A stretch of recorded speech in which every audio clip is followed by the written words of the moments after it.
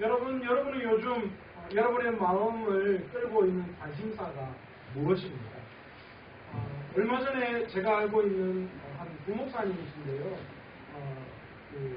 전화 통화를 하는데 뭐 이런저런 이야기를 하다가 갑자기 그 친구가 차 이야기를 하더라고요. 그래서 선배님 그 대우 쉐보레에서 나온 그 대형 SUV 세단 저도 이름이 트레버스 뭐 하여튼 그런 대형 세단이 나온다는 거 알고 있어요. 그러면서 그래? 모르겠는데 그러니까 그 차가 외제차인데 국산차이지만 사실은 외제차나 다름없다는데 너무 싸게 잘 나왔다고 막 그런 이야기를 하면서 그렇나 하고 전화를 끊고 이제 가만히 있는데 저 친구가 도대체 왜 저런 이야기를 할까 생각을 했는데 제가 교만한 마음인지 몰라도 그 생각 들었습니다. 아이고 니는 아직 멀었다.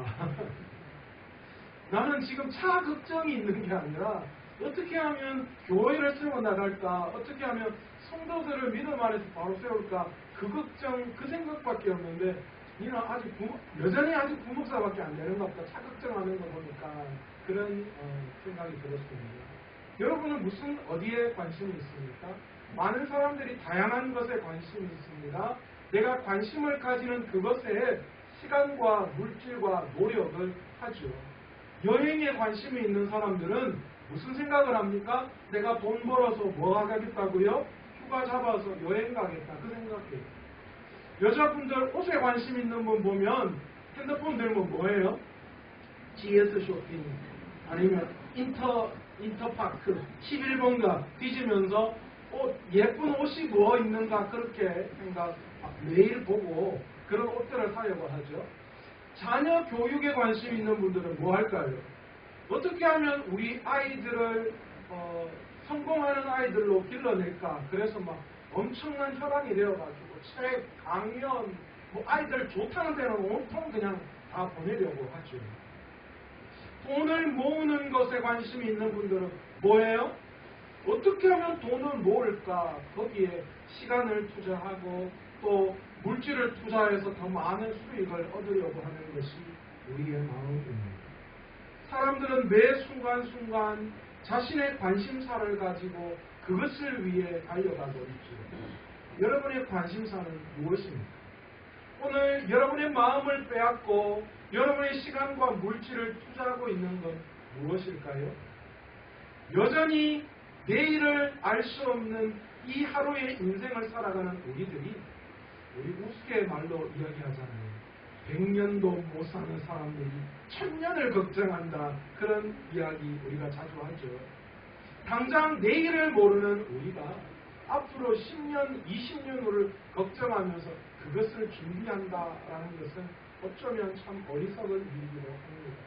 그런데 우리 믿는 그리스도인들은요, 오늘 내일의 삶은 내가 알 수 없지만 그러나 이 땅의 삶이 끝나고 우리가 하나님 앞에 서는 그날이 반드시 우리에게 주어져 있다. 그 시간은 영원한 시간이다라는 것이 우리에게 주어져 있는 것을 알기 때문에 오늘 유한하기 짝이 없는 이 내일을 알 수 없는 이 땅의 삶에 관심을 가지고 시간을 투자하는 것이 아니라 영원한 그 삶에 관심을 가지고 시간을 투자하고 그날을 바라보며 살아갈 수 있는 저와 여러분 되시기를 간절히 축원합니다. 물론 이 땅을 살아가는 것, 이 땅에서 필요한 것들 그게 중요하지 않다고 말씀드리는 거 결코 아닙니다. 먹는 문제 되게 중요해요. 먹고 자는 거 되게 중요해요. 저는 그게 중요하지 않다라고 생각하는 그렇게 말씀드리는 거 아니에요.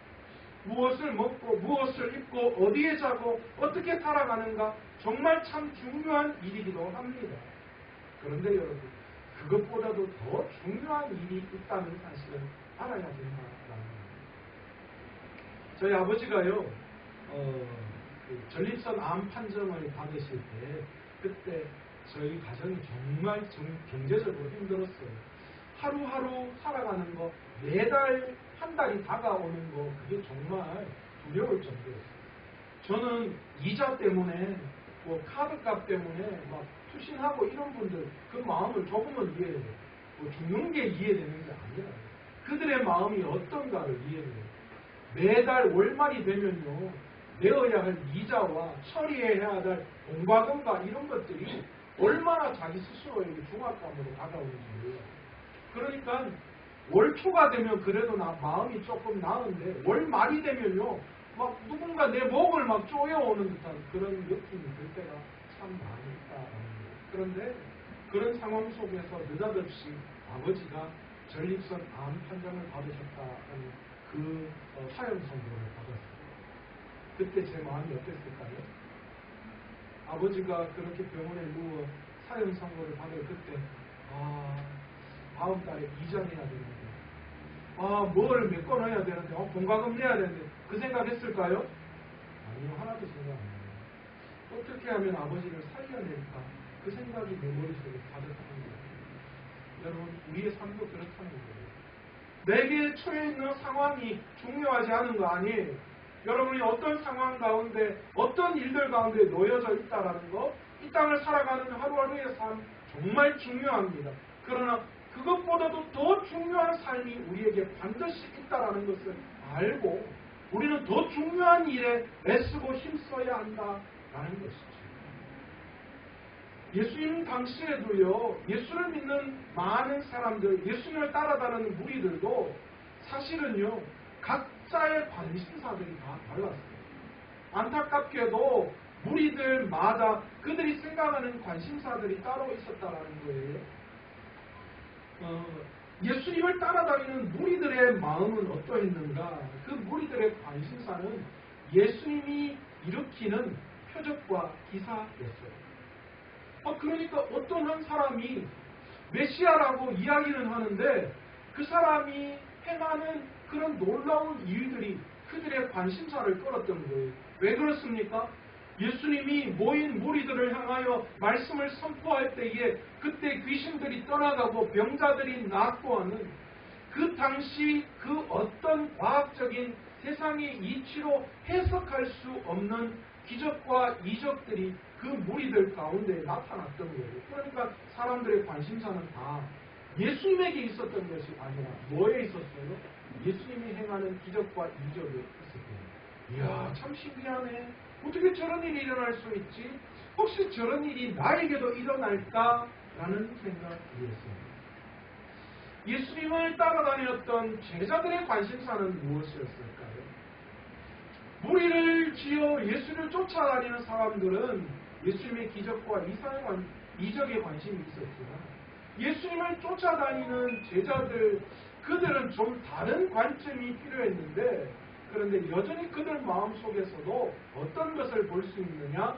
예수님을 통하여서 한몫 잡을, 예수님을 통하여서 뭔가 신분의 변화를, 예수님을 통하여서 뭔가 지배 계층으로 성장하고 싶은 그런 마음들이 예수님의 제자들 가운데 여전히 있었다는 거예요. 그러니까 예수님의 제자들도 관심사가 예수님으로 말미암아 성공하고 싶은 생각, 거기에 있었다라는 거예요. 무엇을 보면 알 수 있습니까? 당시 예수님의 제자들 중에는 누가 있었어요? 가룟 유다가 있었습니다. 이 사람은 어떤 사람인가? 유대의 열심당원이었어요. 이건 다른 말로 이야기하면 뭐냐 하면 이 유대 땅을 정치적인 그런 군사적인 힘으로 그 모든 것들을 회복시켜야 되겠다라는 생각을 가지고 있는 그런 유대인들 무리 중에 하나였다라는 거예요. 그리고 또 예수님의 제자들 중에서 그들의 대화를 보면요, 그들이 예수님께서 이 예루살렘으로 입성하시고 난 다음에 예수님이 이 땅의 왕이 되었을 때, 어떤 왕요? 정치적인 왕으로 있을 때에 그들도 자기 스스로가 자신의 신분들을 다 버리고 예루살렘에 거주하는 상류층 삶을 살아갈 수 있을 것이라고 생각했던 거예요. 그래서 그들의 대화 중에 예수님이 이 땅의 왕이 되시면 한 사람은 우편, 한 사람은 좌편 그렇게 앉게 해달라는 그런 이야기들도 그 속에 일어났던 것이죠. 여전히 예수님을 따라다니는 제자들도 그들의 마음은 세상 속에 있었음을 우리는 알 수 있습니다. 그런데 예수님의 관심사는 무엇이었습니까? 예수님의 관심사는 오직 믿음이었습니다. 우리는 무엇을 보고 알 수 있습니까? 베드로가 물에 빠지자 그를 건져주시면서 예수님 베드로에게 무엇라고 이야기하십니까? 믿음이 적은 자여 왜 의심하느냐? 예수님은 모든 문제들을 믿음으로 결부시키셔서 이야기를 하시고 계시는 볼 수 있습니다. 또 백부장에게 뭐라고 말씀하셨습니까? 유대 땅에 이만한 믿음을 가진 자가 없다.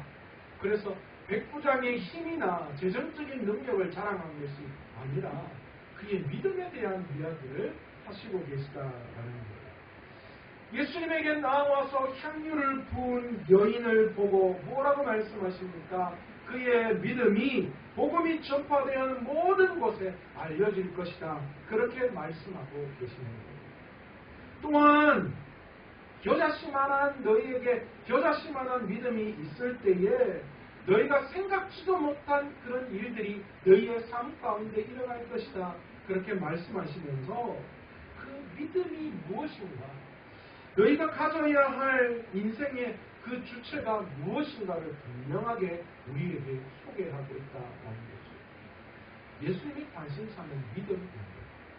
오늘 그러기 때문에 우리의 인생의 관심사가 무엇이 되어야 되는가? 바로 우리의 믿음에 있어야 된다라는 거예요. 예수님 때문에 아파트 평수 넓히고 예수님 때문에 내 잔고에 이 통장에 동그라미가 붙는 것이 우리의 인생의 목표가 아니라 우리가 이 땅을 살아가면서 우리가 관심을 두고 우리가 목표로 삼아야 할 것은 이 땅에서 과연 예수 그리스도를 통하여 내 믿음이 어떤지를 바라볼 수 있는 내 믿음의 성장이 어떠해야 하는지에 관심을 가질 때에 하나님께서 그 우리의 믿음을 보시고 하나님께서 우리의 삶을 축복해 주시는 줄로 믿습니다. 그러기 위해서 오늘 저는 라합이라고 하는 한 여인의 믿음이 어떤지 여러분에게 소개해 드리려고 합니다. 도대체 어떤 믿음이 라합에게 있었기에 여자로서 예수님의 족보에 기록되어지는 영광을 누릴 수 있었을까요? 오늘 여호수아 2장에 이 라합에 대한 이야기를 하기 위해서는 이 이스라엘 백성이 출애굽하고 난 다음에 가나안 땅을 점령하기 위해서 가장 먼저 도착한 곳이 바로 여리고성이라는 것을 우리가 먼저 알아야 합니다. 가나안 이스라엘 백성들이 이 애굽에서 탈출해서 하나님이 말씀해 놓으신 가나안 땅에 들어가는 것, 그것이 그들의 목적이었어요. 그래서 천신만고 끝에 드디어 이 가나안 땅의 첫 성인 여리고성 앞에 그들이 도착하게 되었습니다. 그런데 그들이 여리고성을 바로 정복하러 들어간 것이 아니라 두 정탐꾼을 여리고성에 보내게 됩니다. 그런데 그 정탐꾼이 여리고성에 들어가서 머문 집이 누구의 집이냐면 바로 라합이라는 여인의 집입니다. 그런데 이게 웬일입니까? 이 라합이라는 여인의 집에 이 애굽을 탈출한 이스라엘 백성들이 여리고성을 정탐하기 위해서 숨어서 그것을 근거지로 하고 있는데, 그런데 글쎄 그 여리고성 안에서 이스라엘 백성들 중에 정탐꾼 2명이 라합이라는 여인의 집에 숨어들었다라는 그런 소문이 퍼져나가기 시작했어요. 급기야 여리고성 왕에게 그 소식이 들렸고 여리고성을 다스리는 왕이 이 라합이라는 여인의 집에 군사를 보내어 그 정탐꾼을 잡아내려고 합니다. 이스라엘의 이 두 정탐꾼은 바로 그런 위기 속에 몰려져 있었습니다. 그런데 이게 웬일입니까? 그 땅을 살아가고 있는 라합이라는 이 여인이 그 두 사람, 그 여리고를 정탐하기 위해서 온 이스라엘 백성 두 사람을 숨겨줍니다. 여러분, 사실 이 사건은 라합에게 있어서는 어쩌면 기회이기도 했습니다. 라합이 당시 이 여리고 성에서의 직업이 무엇이었냐면 뭐였어요? 기생이었어요. 여러분 그 사회에서의 기생이라고 하면 위치가 어떨까요? 가장 낮은 위치, 누구에게도 인정받지 못하는 그런 위치에 놓여져 있는 사람이었습니다. 그런데 그에게 기회가 찾아왔어요. 무슨 기회요? 간첩 신고해서 포상을 받을 수 있는 기회였다라는 거예요. 요즘은 이런 거 없는데 옛날 제가 어렸을 때는 간첩 신고하면 포상금 받은 거 아시죠? 뭐 간첩 선신고하면 돈이 더 많아가지고 저도 어릴 때 제 친구들하고 그런 이야기를 한 적이 있었던 것 같아요. 저희 집이 고향이 포항이었으니까 동해를 끼고 있으니까 애들한테 야 우리 간첩 선신고해가지고 그래서 포상금 받자 그러고 말도 안 되게 애들끼리 바닷가 돌아다니면서 이상한 뭐 배가 없는지 뭐 그런 거 그렇게 보고 돌아다니는 기억도 얼핏 있거든요. 그런데 아합에게 바로 이런 기회가 찾아왔어요. 여리고성, 그것도 자기 집에 이스라엘 백성 중에 정탐꾼이 숨어 있었어요. 그런데 그 두 사람을 잡으러 여리고 왕이 군대를 보냈던 거예요. 무엇이 기회입니까? 당장 여리고 군대들이 그 두 정탐꾼을 잡아갈 수 있도록 편의를 봐주면 그에게 어떤 일이 일어나요? 여리고 왕이 가만히 있겠어요? 이야 그래 이 나라를 위해서 너가 이렇게 중요한 일을 했기 때문에 한몫 챙길 수 있는 또 그 기생의 지위를 벗을 수 있는 신민의 변화를 줄 수 있는 그런 일들이 라합에게 주어졌다라는 거죠. 그런데 라합의 선택은 무엇이었습니까? 그 두 사람을 군인들에게 내어주는 것이 아니라 도리어 그 사람을 숨겨줬다. 다른 말로 이야기하면 이제 기생 라합도 이스라엘의 정탐꾼 그런 상황 가운데 똑같이 놓일 수 있는 위기에 빠지게 되었다라는 것을 우리는 볼 수 있습니다. 그런데 도대체 무엇 때문에 라합이 이 여리고 성을 정탐하러 온 두 이스라엘의 정탐꾼을 숨겨주게 되었을까요? 도대체 라합이 무엇 때문에 우리가 우스갯소리로 그런 이야기를 한 경우가 있습니다. 이 두 정탐꾼 속에 살몬이라고 하는 남자가 있습니다. 그런데 사실 이 살몬이 누굽니까? 라합과 결혼을 해서 보아스를 놓는 그런 그 예수 그리스도 다윗의 계보에 속하는 그 일들이 일어나는 그런 사람입니다. 그러니까 라합이 살몬을 보니까 너무 잘생겨가지고 그래서 그 인물에 빠져서 그렇게 되었다라고 우리가 우스갯소리로 그런 이야기를 할 경우도 있는데 그런데 성경은 라합이 도대체 왜 이 정탐꾼을 숨겨주게 되었는지 오늘 본문의 말씀을 통하여서 분명히 말씀하고 있습니다. 이유가 무엇이냐?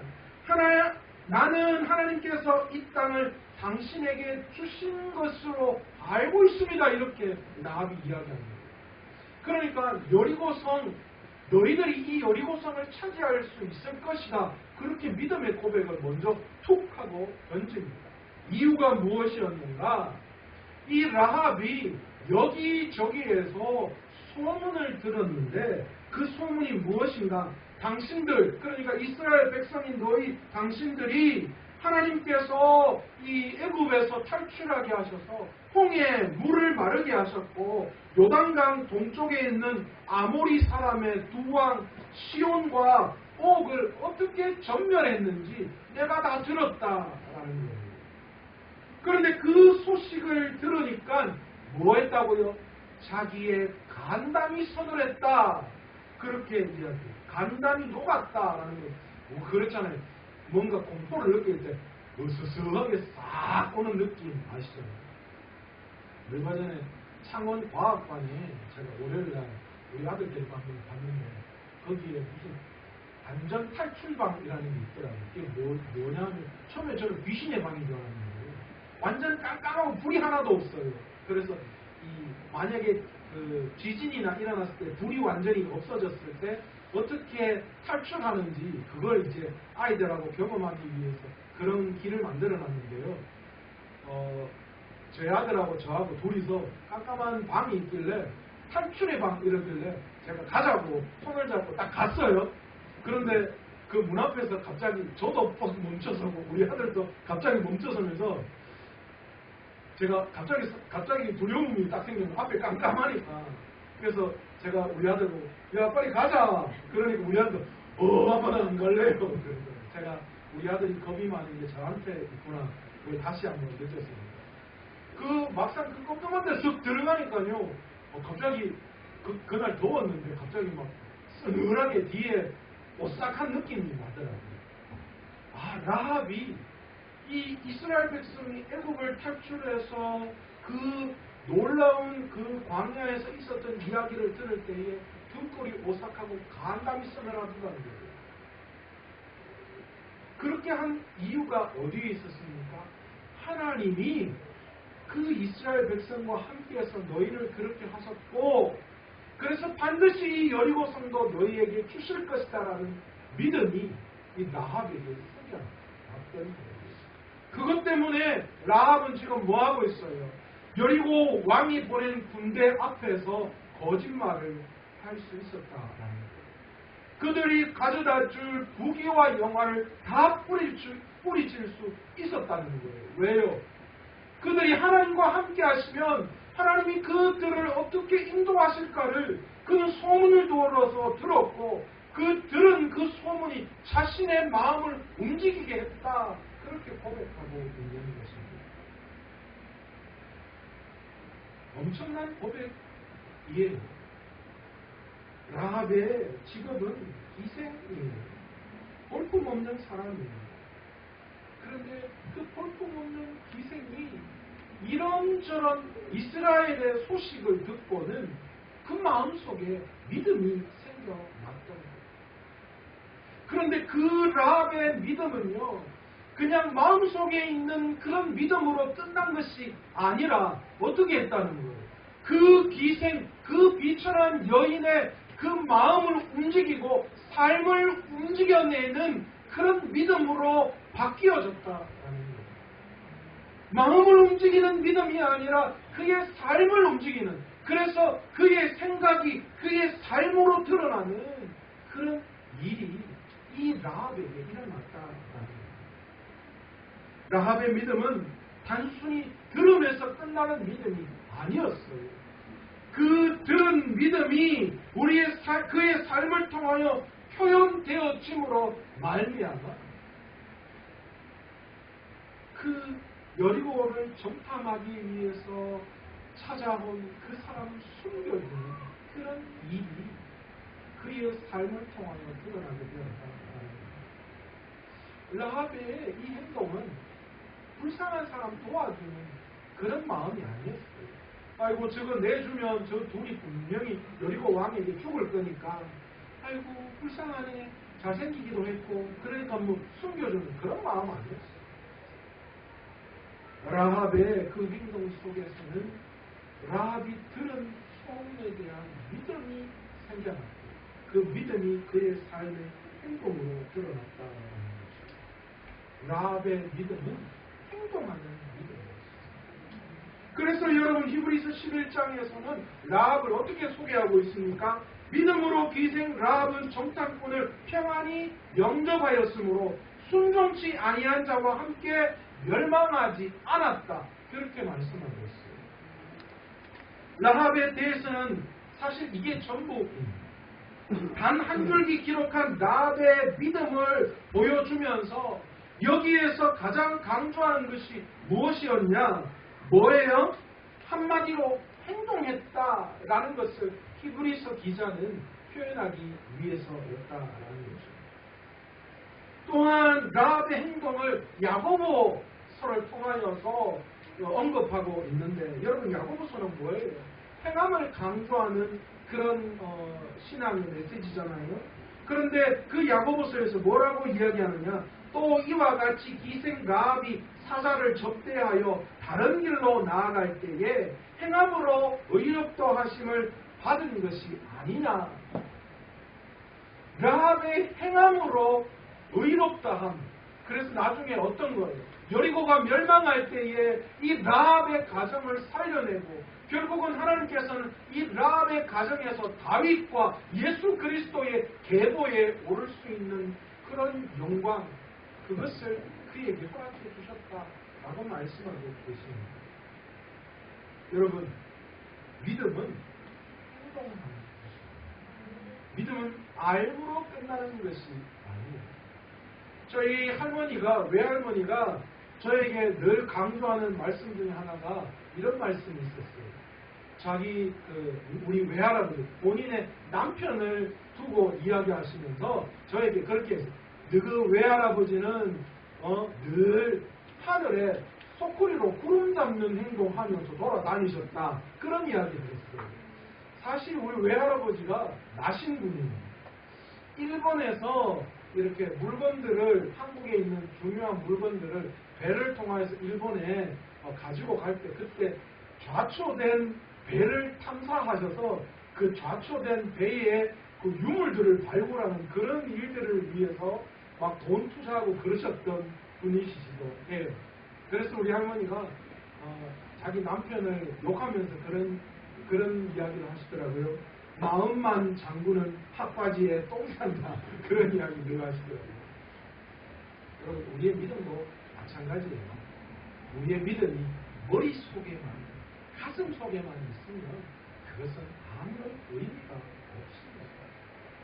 우리가 믿음으로 하나님의 말씀을 들을 때에, 하나님께서 우리에게 메시지를 주실 때에 그 메시지가 우리의 삶을 변화시켜야 해요. 우리의 행동을 변화시켜야 해요. 그래서 내 삶을 통하여 그 믿음이, 그 들었던 말씀이 내 삶을 통하여 내 삶 속에서 실천에 옮겨질 때에 그것이 진짜 나의 믿음이 되어진다는 것이죠. 여러분, 우리가 믿는 기독교는 이상의 종교가 아니에요. 추상적인 종교도 아닙니다. 관념 속에 있는 종교도 아닙니다. 우리가 믿는 그리스도는 내 삶 속에 있는, 현실 속에 있는 믿음이요. 우리가 우리의 삶을 통하여 들어내야 합니다. 100번 말씀 들으면 뭐합니까? 한 번 행하지 않으면 아무 소용이 없는 거예요. 여러분, 과거의 성경이 우리에게 주어지지 않은 그 시대였지만, 그러나 믿음의 사람들은 하나님의 말씀을 지켜내기 위해서 때로는 사자굴에 들어가서 때로는 많은 핍박과 어려움을 그것을 감당했습니다. 이유가 어디에 있습니까? 그들에게 말씀이 흥황했기 때문에요. 천만에 그들은 그들의 삶 속에서 들었던 한 구절의 그 말씀을 붙들고 자신의 생명을 거기에 걸었어요. 기꺼이 그 말씀대로 한번 살아보겠다라는 그 헌신과 다짐이 그의 삶 속에 녹아내려져 있었습니다. 그래서 말씀이 흥황하지는 않지만, 그러나 그 들은 말씀대로 살려고 애쓰고 힘썼고 기꺼이 자신의 목숨을 내어 놓을 수 있었다라는 거죠. 그런데 우리는 오늘 66권의 하나님의 말씀이 우리에게 주어져 있고, 언제라도 TV만 틀면 말씀이 우리 삶 속에 통씩 들려져 오는데, 그런데 왜 우리는 복음을 위해서 우리의 목숨을, 우리의 삶을, 우리의 가장 소중한 것들을 못 내어보여요? 이유가 무엇입니까? 그 들은 말씀이 내 삶을 통하여 적용되어지지 않는다는 거예요.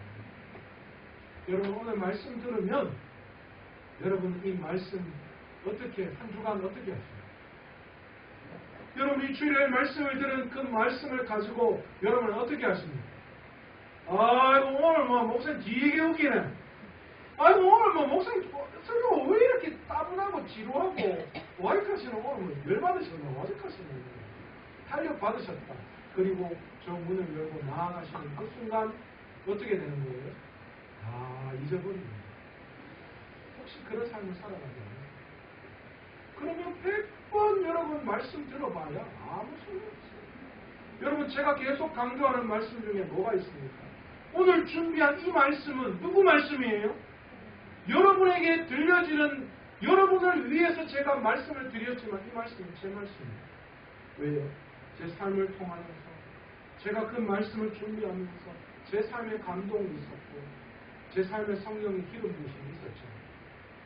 그런데 이 말씀이 여러분에게 들려져서 여러분의 말씀이 되기 위해서 여러분이 이 말씀을 듣고 여러분의 삶 속에 그것을 적용시켜내는 거예요. 오늘 행하는 믿음의 사람 라합이라는 믿음의 말씀을 들었다면 여러분은 오늘 저 문을 열고 나아가는 그 순간부터 여러분이 들은 말씀 중에 생각나는 말씀 중에 여러분이 일주일 동안의 삶을 통하여 적어도 한 가지 이상은 말씀대로 순종하는 모습이 여러분의 삶이 나타나야 돼요. 거기에서 부딪힘이 있어야 돼요. 그 말씀을 통하여 위기와 어려움을 경험해 보셔야 돼요. 그래야 뭐 하는 거예요? 여러분의 믿음이 발전이 있게 되는 것입니다. 10년, 20년 여러분 신앙생활 했다고 여러분이 믿음이 엄청나게 좋아진 것으로 여러분 착각하지 마십시오. 여전히 어린아이와 같은 믿음의 소유자로 남아 있는 분들이 너무나도 많더랍니다. 신앙생활 30년 했는데 여전히 첫 믿음을 가진 사람과 전혀 다를 바가 없는 분들이 있다니까요. 그분들은 뭐한 분들이에요? 성전 마당만 밟고 가시는 거예요. 평생 진리의 말씀을 깨달아 보지도 못합니다. 그러나 말씀을 붙들고 그 말씀대로 내가 살아보려고 애쓰고 노력할 때에 그 말씀이 어떻게 되는 거예요? 내 말씀이 되고 그 말씀 속에 하나님의 능력이 나타나는 거예요. 요즘 최춘식 성도님 우리 교회 열심히 나오시는데 너무 감사해요. 한편으로는 아이고 얼마나 힘들까, 설교가 길면 길수록 얼마나 힘드실까 그 생각 들 때가 참 많거든요. 그런데 때로는 제가 저분을 위해서 기도하면서 드는 생각이 있어요. 분명히 저분의 신앙이 그런 말씀 있잖아요. 먼저 된 자가 나중에 되고 나중에 된 자가 먼저 된다. 저분의 믿음이 여기에 계신 분들보다도 그 믿음이 더 뛰어난 그 어떤 날이 있을 것이다. 그 생각이 드니까요. 제가 얼마나 감사한지 조금만 참으세요. 인내하셔요. 그러면 언젠가 하나님께서 귀를 열어주시고 마음을 열어주셔서 이 말씀이 정말 내 마음에 뜨겁게 작용할 때가 있을 거예요. 그때까지 정말 믿음으로 잘 달려가시면 하나님께서 놀라운 일을 있게 해주십니다. 여러분, 우리가 왜 우리의 삶에 하나님의 역사가 나타나지 못한다라고, 하나님 왜 도대체 나는 지금까지 신앙생활하면서 전혀 내 삶에 어떤 하나님의 역사심이 없다라고 그렇게 이야기하십니다. 이유가 뭡니까? 말씀대로 안 살았기 때문이죠. 말씀대로 내 삶에서 그 말씀을 적용해 나아가지 않았기 때문이죠. 그러니까 부딪힘도 없고, 그러니까 하나님의 은혜와 능력이 우리의 삶에 작용할 수도 없는 거잖아요. 말씀대로 살고 도전이 되고 그렇게 해서 위기와 어려움이 닥쳐올 때에 하나님이 우리에게 힘주시고 능력을 주시는 분이시죠. 그런데 전혀 말씀대로 안 살아가는데 어떻게 그 능력이 우리에게 나타날 수 있을까요? 라합에게는 약점이 많은 사람이었어요. 여러분, 성경에 나오는 위대한 인물들 보면 되게 위대한 것 같잖아요. 그런데 여러분, 되게 위대함 속에서도 얼마나 약점투성이었는지 몰라요. 그래서 성경은 믿음의 위대한 사람과 우리가 성정이 같다라고 해요. 다른 사람이 아니에요. 믿음의 조상 아브라함 어떤 사람이었어요? 얼마나 두려움이 많았는지 아내를 2번이나 유일하고 속이는 그런 일을 했던 사람이에요. 저는 최소한 어디가 내 마누라 아니라고 말을 안 해요. 지금 아브라함은 자기 마누라 너무 예뻐가지고 어디가 우리 아내 아니에요. 혹시나 부인 때문에 죽을까 싶어. 그런 사람이 있어요. 믿음의 위대한 사람들 대부분 다 연약해. 엘리야 기적 같은 일을 벌였지만 그러나 여전히 하나님의 말씀 앞에 이세벨의 그 메시지 앞에 자기를 죽이겠다라는 메시지 앞에 두려워 떨어서 숨었던 사람이 엘리야 선지자였어요. 라합도 마찬가지였어요. 라합이 이렇게 믿음의 행동을 했을 때 라합은 기생이었어요. 여자였어요. 그 여리고성에서 누구도 보지 않는 그런 연약한 투성이, 약점 투성이었던 여인이었다는 거예요. 그런데 이 약점 투성이 여인이 믿음으로 행동하니 하나님이 이 여인을 구원시켜 주실 뿐만이 아니라 여리고가 멸망할 때에 이 여인과 모든 가족들을 살려내는 은혜가 이 여인을 통하여 나타나잖아요. 이 라합이라는 이 여인이 다윗의 가문과 예수 그리스도의 족보에 오르는 그런 놀라운 역사가 그에게 일어나잖아요. 우리도 연약합니다. 우리도 부족합니다. 그러나 우리가 믿음으로 말씀으로 우리의 삶에 행동할 때에 하나님이 우리의 연약함을 강함으로 바꾸어 주시는 분이신 줄로 믿습니다. 오늘 이 시간 우리의 삶을 통하여서 행동하실 수 있는 저와 여러분, 우리의 믿음이 행함으로 드러날 수 있는 저와 여러분 되시기를 간절히 소원합니다. 오늘 우리 주일학교에서요 욥기 이야기했어요. 우리 주일학교는 수준이 다릅니다. 조금 있으면 여러분 좀 제가 긴장하셔야 돼요. 장로님들 언제 지금 본당으로 올라올지 몰라요. 믿음의 수준도 지금 언제 올라올지 몰라요. 제가 그 아이들에게 욥기를 이야기해서 그랬어요. 하나님이 욥을 시험하셨어요. 그래서 욥을 순금같이 만드시기 위해서 하나님은 욥을 시험하셨어요. 그렇게 해서 욥 아이들에게 이야기했어요. 14K 아니고 18K 아니고 24K를 만들기 위해서 욥을 시험 당했다는 거예요. 여러분 오늘 이 시간 여러분의 삶에 문제가 좀 있어요? 어려움이 있습니까? 그거는 지금 하나님이 우리를 24K 만드시기 위해서 주시는 어려움이에요. 그런데 그 어려움을 여러분 우리가 어떻게 받아들여야 할까요? 그 약점과 그 어려움 속에서 우리가 좌절하고 패배해서 세상을 쫓아가는 삶이 아니라 그 속에서 라합과 같이 행함으로 드러나는 믿음, 그 말씀을 들을 때 내 삶에서 그 믿음이 표현되어질 때에 하나님이 내 삶에 그때부터 성령으로 역사해 주시는 줄로 믿습니다. 약점이 그래서 강점이 되고 내 연약하고 부족함이 성령 안에서 수금같이 단련되어서 우리가 마지막 하나님의 서는 그날 하나님께서 우리를 수금같이 믿음의 사람 하나님의 백성으로 삼아 주실 것이라는 것입니다. 여러분 그것을 위해서 이 땅에서 살아가잖아요. 그렇지 않습니까? 더 좋은 내일, 편안한 내일을 위해서 오늘 여러분들 한 주간 내내 애쓰고 힘쓰시잖아요. 내 자녀들에게 조금 더 좋은 것, 내 아내에게, 내 남편에게 조금 더 좋은 것을 주기 위해서 얼마나 애쓰고 노력하십니까? 그러면 여러분이 정말 관심을 가져야 할 저 천국에 하나님의 백성으로 그 라이센스를 가지기 위해서 우리가 무엇을 해야 하냐라는 거예요. 물론 그것은 이미 하나님께서 십자가를 통하여 우리에게 주신 것이지. 그렇다면 그 주신 믿음을 우리가 살아가야 하잖아요. 그게 우리의 삶이잖아요. 언제까지 계속해서 돈의 종로로 타며 살아가겠느냐 하는 것이죠. 나는 힘이 없지만 하나님은 놀라운 힘이 있으신지 우리가 주님을 믿고 믿음으로 나아갈 때에 하나님이 우리에게 힘 주시고 능력 주시는 분이신 줄로 믿습니다. 그래서 오늘 여러분 우리의 연약함이나 환경을 보고 포기하고 좌절하는 것이 아니라 오늘 라합처럼 내 모든 약점을 던져버리고 믿음으로 알고 있는 그 말씀의 능력이 내 삶을 통하여 드러낼 수 있는 저와 여러분 되시기 바랍니다. 금방 뭐 큰 거 할 것 같죠? 안 됩니다. 내 주어진 삶에서 가장 작은 것부터 말씀에 순종해 나아가시기를 원합니다. 가장 작은 진짜 지금 내가 당장이라도 할 수 있는 그 어떤 것 그것을 가지고 내 삶의 믿음으로 행하며 나아갈 때에 점점 변해가는 내 스스로를 발견하게 되는 것입니다. 말씀을 맺겠습니다.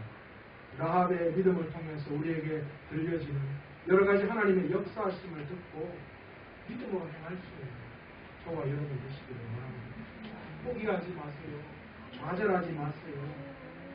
역전의 용사이신 하나님께서 우리가 두 손을 벌려 주님을 향하여 내밀 때 주님에게 힘 달라고 구할 때 하나님은 그 즉시 우리를 붙드시고 우리를 인도하셔서 우리가 말씀대로 살아갈 수 있도록 신나게 해주실 줄 믿습니다.